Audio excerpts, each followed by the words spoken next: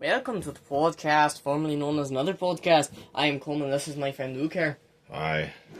Now today, I think I have to bring this up, that I am Scottish today. We both are, And I have the Scottish whiskey with me right here. Now, I don't go crazy because I'm technically underage, but it's not real whiskey. It is that Irish thing, Varner's, but it looks like whiskey. Ginger ale soda. Yeah, pretty much. So, I pretty much have myself as a challenge that if I don't use the Scottish accent through the entire episode, I just failed, and having a failed thought just doesn't work. So you just have to have the Scottish accent through the entire thing. So, let's do it. Yeah. We'll both sound Irish throughout all of this. Yeah, of course we will. I don't really know what we're talking about, or if you have anything to talk about, really. Well, it's been a long time since we talked about the Emperor. Well, of course it has. It's been we've talked about the Emperor the last 2 weeks, Yeah. Oh yes, I got to bring this up before we have our subject. We are in Luke's laundry room again. Yep. The laundry room is a fabulous place. It has sunflower curtains. We got the Varner sitting right here. Yeah, I think in Scotland they call the laundry room the telly or something like that, right? I don't know, I don't think so. Okay. The telly is a phone, and I know they call it that in Britain. No. That's what they call the television. Oh yeah, that thing. Gosh. Well, You had to correct me, and then I had to correct you correcting me. Okay, look. I bring up the Emperor because people don't often know this, I think.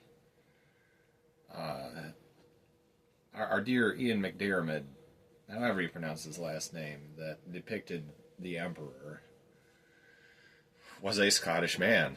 Is a Scottish man. Scotland forever. Right. So, it's interesting to think that, in a very, English accent-y centric empire, which is, that's the easy, obvious accent to reach for the bad guys every time. You've got, Lucius Malfoy. The bad guys always have English accents in these things. And most of the empire does. But they are ruled by a guy with a frightening Scottish accent. And I think that's fascinating, and I think it's something that probably, it's not easy to recognize the weird way that he talks as A Scottish accent. Yeah. You can't really depict that. So I wonder if you went to Scotland and found some very haggard old men, if they would sound anything like the Emperor. I think I liked the Emperor before, but now I really like knowing that he was Scottish. Yeah. He's from the Scottish region of Naboo, and... oh, yeah, it is, yeah. Right. It'd be really weird going to, the Gungan cities in the Scottish area, and they just all are, I'm not even going to try to do a Gungan accent with Scottish. It's not going to end well. But it's Misa got that thingy, I think it's, yeah. Misa got. Oh, that's good. Misa got the boom buzz, That's how it'd probably end up. Oh my gosh. Just imagine Jar Jar Binks in a kilt, too. I got to go play me some bagpipes. Oh my gosh, this is the best thing ever. So, I almost have to mention, though, while we're talking about Gungans, my Jar Jar Binks, he's a very controversial figure. But, your other two basic Gungan characters are both just they're quality. I don't care who you are. You gotta love Boss Nass and his crazy... Yes. And even Captain Tarples is the man. Yeah. I like that guy. You got the, Gun Jaja! That type of thing. Yeah. Captain Tarples kind of sounds like he probably spent many years of his life smoking. I wonder if secretly... Perhaps Captain Tarples is actually General Grievous. That is a yes. Yeah. Or thinking of smoking now, do you think smoking was illegal throughout the galaxy? Or even if it was a thing? Because, like, you think, and there's spice runners. And spice is pretty much just drugs. Right. If you think about it. Well, and then there's death sticks. I mean, Well, yeah, those you don't want to sell Obi-Wan death sticks. No. You want to go home and rethink your life. So Well, yeah. there's unfortunately, there's drugs in Star Wars. I mean, certainly there was some kind of, like, I feel like in the Mos Eisley Cantina, there were some people with those, like, I can't even remember what those are called, the smoking sticks. Oh, yeah, those things. Yeah. I remember those now. Yeah. Yeah, everybody was all hopped up on spice in there. And alcohol. Luke probably lost 5 years of his life on secondhand smoke. That blue milk that, you have that... I don't even know what that that's stuff is from. sketchy. I don't even know what it's from. Yeah. I'm kind of curious what creature blue milk is from. Blue cows. Oh, well, of course, but... I don't know if there's cows in a galaxy, considering that Luke was getting... Well, there's falcons, apparently. Well, yeah, evidently. So is Earth in the same galaxy? No. We know implicitly that Earth is in a galaxy far, far away, because if Star Wars is in a galaxy far, far away and we're watching it on Earth, therefore... That is very true. That is very, very true. I don't even know why I'm belaboring the explanation, but Earth is in various other science fiction, such as Star Trek. Oh yeah, this isn't it? Yeah. They save it way too many times. For some reason the Scottish accent tends to fade away until I say Scottish again. If you say Scotland or Scottish, it just comes back, I'm telling you. You know who else was Scottish? Was Scotty in Star Trek. No, really. I wouldn't have guessed that. I guess that. How they arrived at that character name, I'll never know. Like, that is a very confusing... How did they come up with that name? I don't know. You would never know how they came up with it. Scotland and Scotty don't sound anything similar, No. Nothing similar. Yep. I remember the one where they saved the whales. And Captain Kirk famously said, "Whales, Mr. Scott." That was it. Scotland and Wales forever. Yeah. Yeah. Hey, there you go. I didn't even think about that. So we've talked about everywhere in the United Kingdom except Northern Ireland. Well, yeah, but we don't need to worry about them. How do you know when someone is Irish or Scottish? Well, the Irish accent is a little more stronger on certain things that they say. Like, I think their R's come a little harder. They accent things a little more than the Scots do. In Scottish, it really just worries more about whiskey, and Irish is more about their, four-leaf clovers. Okay. So there's... Yeah. I think they might drink whiskey in Ireland as well. Well, they do, but the Scots are the ones that created it. They're the ones that keep making it, And that's how we ran out of potatoes. Well, yeah. That's why I have my Scottish, which is technically Irish, whiskey with me right here. And I know some people are probably thinking I'm a fake, but if you really But want... you are. Well, yeah, but if you want me to prove that I even have it, too bad. Just look at the Verners. So it's literally right in front of you. You can see it's a Scottish, not really Scottish, it's Irish Verners. The original ginger soda. Yeah. Yeah, okay. We were on a roll here for a minute. Now I have no idea what we're talking about. We were talking about... How many Scottish people there must be Scottish people in Hogwarts. I mean, it's the UK. Well, that is true. I did think about it, and I thought about how many Scottish people could actually be at Hogwarts, or how many people are Scottish in Hogwarts and at all. But what's funny? I was thinking about it, is, I think there's actually a few people that had a Scottish accent in the movies, but I don't think they actually mentioned anything about it in the books at all, being Scottish. I think it it was just London is the way it was. Okay. But in the movies, I'm pretty sure there was a few students or backup people that were Scottish and had a Scottish accent. Like the one kid that blew up. No, it wasn't Neville. It was the other kid that like was trying to turn the water in the rum, and it just blew up. You know. I think he had a Scottish accent a little bit. But they don't really know. I have this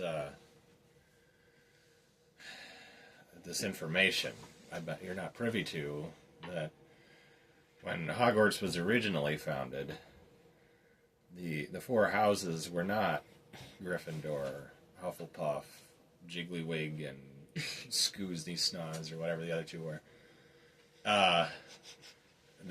They literally went by where from the UK you came from. You went into the English house, the Wales house, the Scottish house, and the Northern The Ireland Wales house, okay.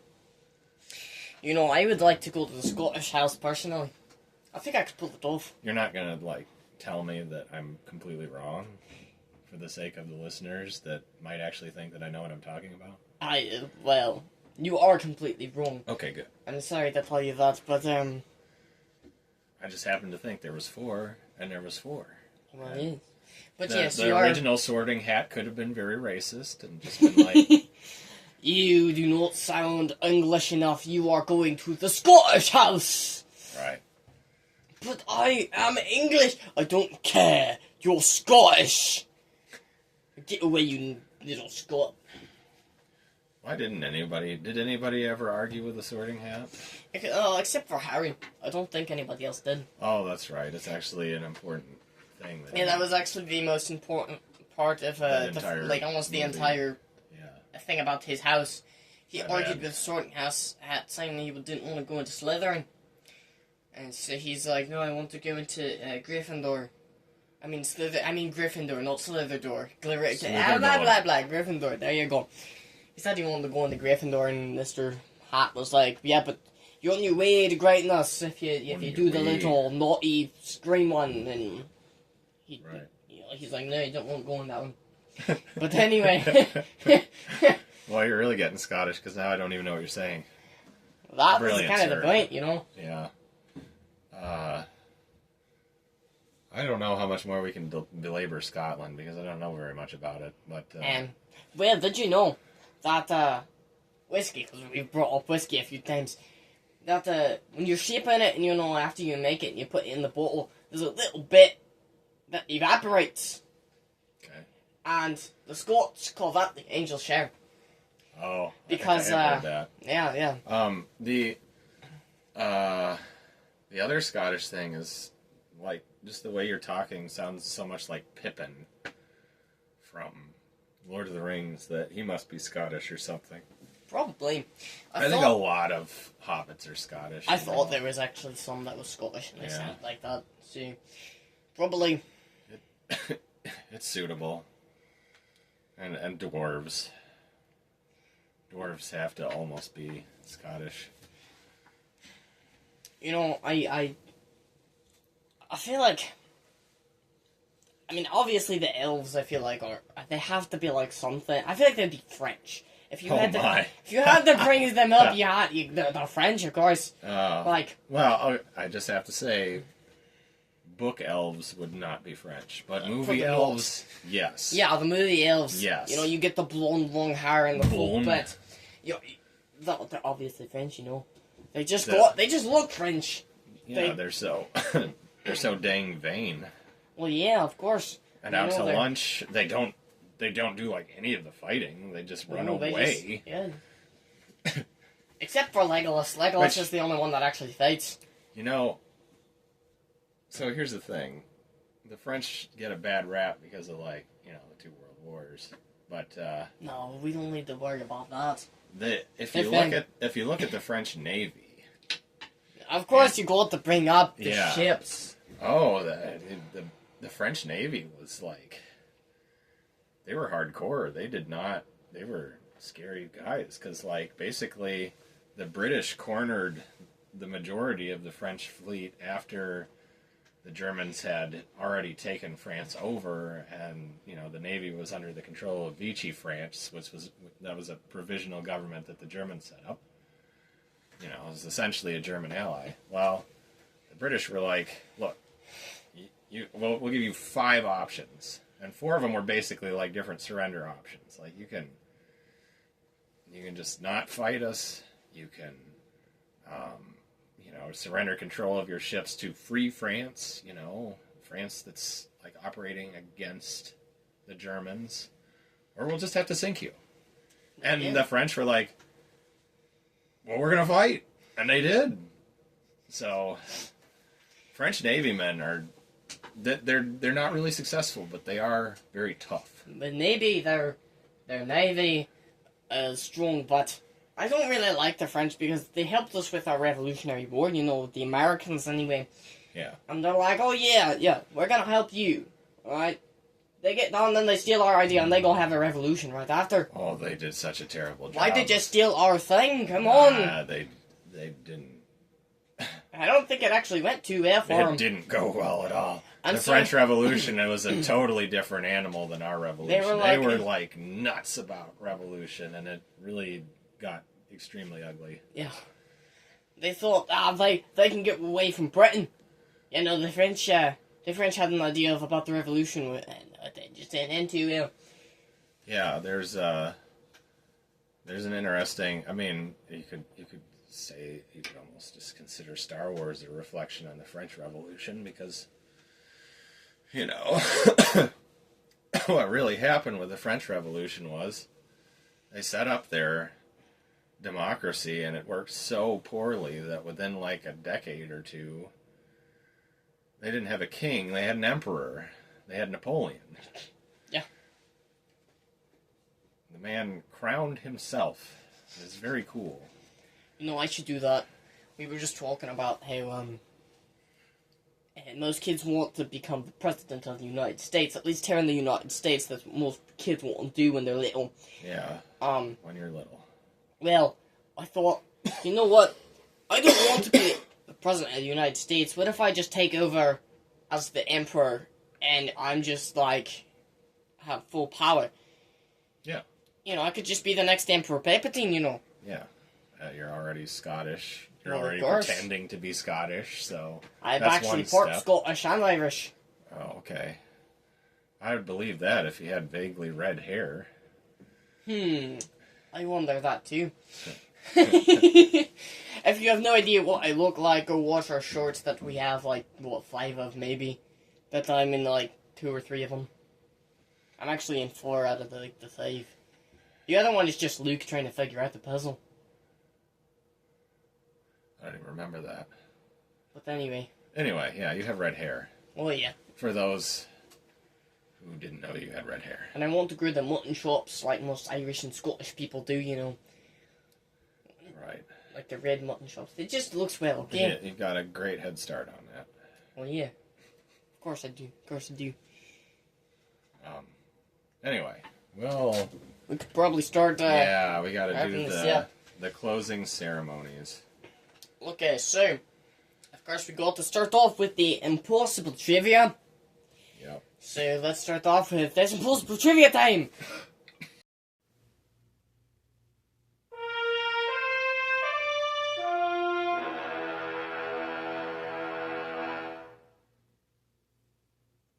I'll just take that out, so there we go. That was bad timing for my cough.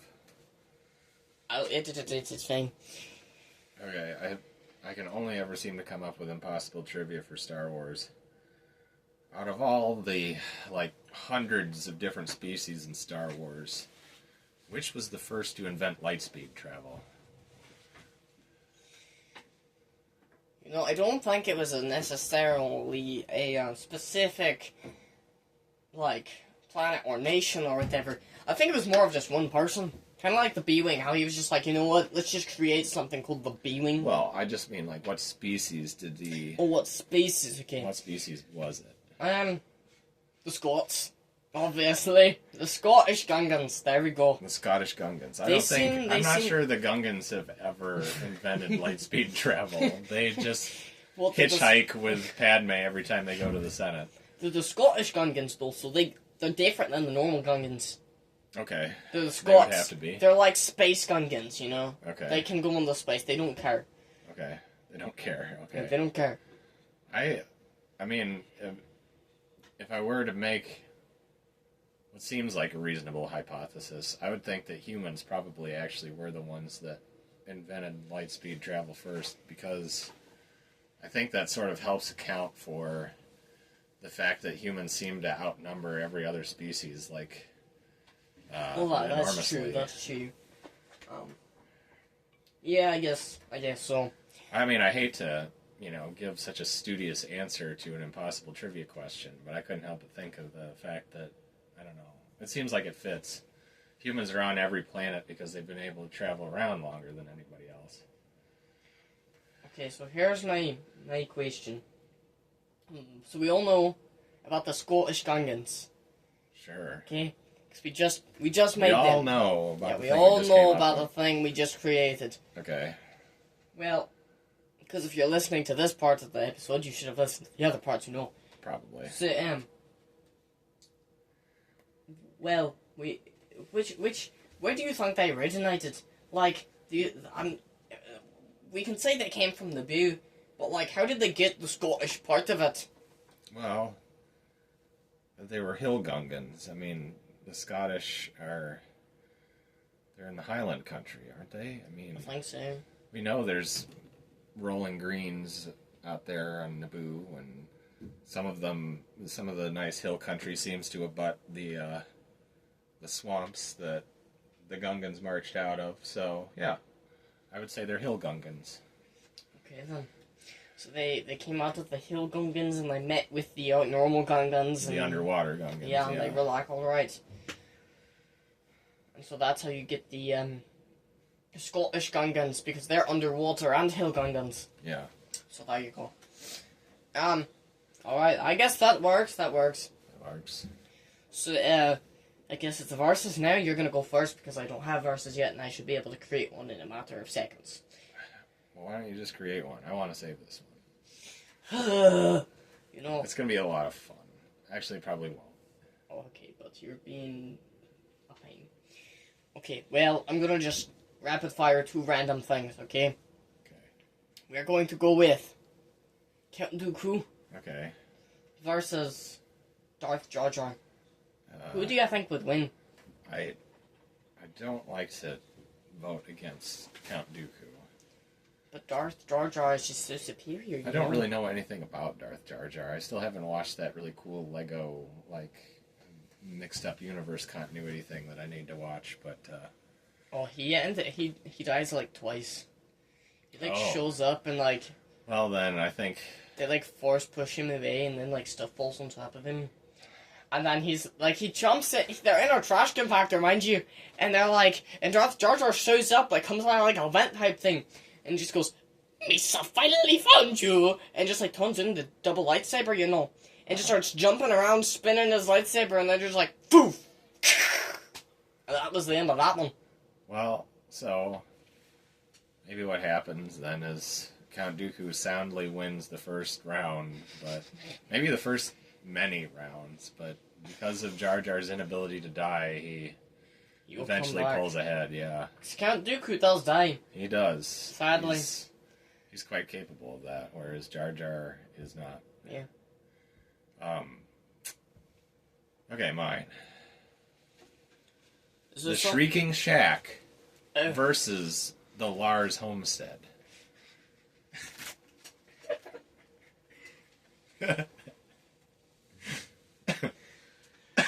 Start anytime.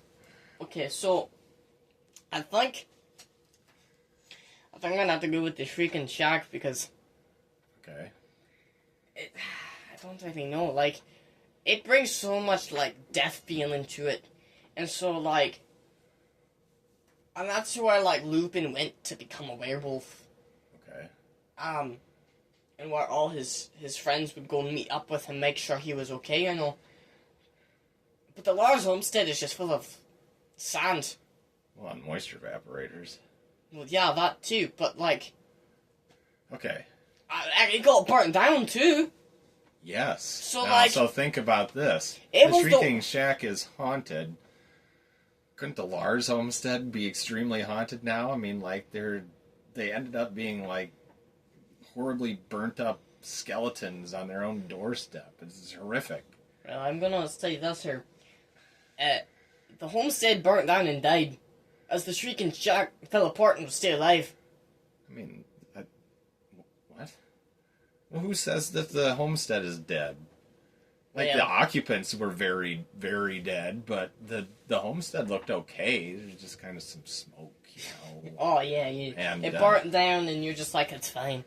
You know, that's like if I had I think they could be, you know, maybe on the same level of haunted. That's like if you had your homestead, it burnt down, and you're like, oh, it's fine, it'll be right back up tomorrow. That's like if I had a puppy, and I said, well, I still got, and I lost the puppy, and I said, well, I just got a big chunk of it.